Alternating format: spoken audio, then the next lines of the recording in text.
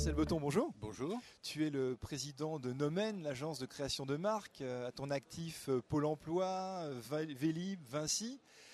Tu es patron, donc tu es un entrepreneur, tu as créé ta propre boîte, tu as des salariés.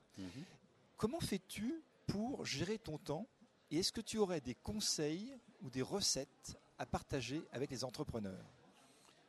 Alors, si je te disais vraiment comment je travaille, c'est un peu une bombe, ce que je vais te donner. C'est que je suis un entrepreneur qui n'est jamais dans son entreprise. Et ça surprend énormément. J'ai un bureau à part qui n'est pas dans mon entreprise. Et je ne travaille pas dans ma propre entreprise. Alors évidemment, quand je dis ça, tout le monde est sidéré. Et les salariés qui rentrent dans mon entreprise sont très étonnés. En fait, c'est une conséquence de la chose suivante, c'est que il faut tous les matins choisir entre ce qui est urgent et ce qui est important. Et je crois qu'il faut commencer par ce qui est important et pas forcément par ce qui est urgent. Et pour ça, il faut un peu de distance.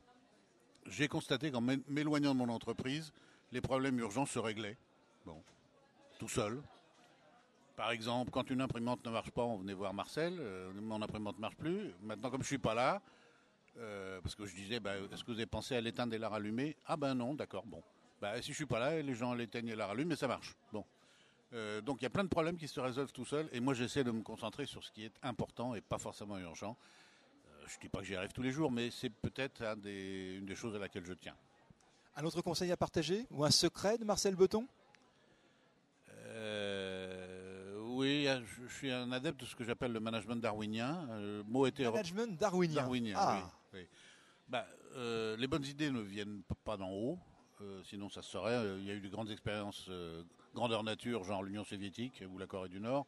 Bon, on a constaté que ça ne marche pas. Les idées, elles sont partout, tout le temps, c'est comme ça que ça vit.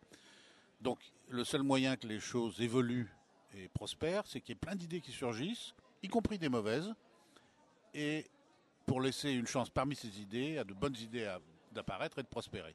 Et donc pour ça, il faut créer un environnement favorable pour que toutes les idées surgissent. Voilà, c'est ça ma conviction.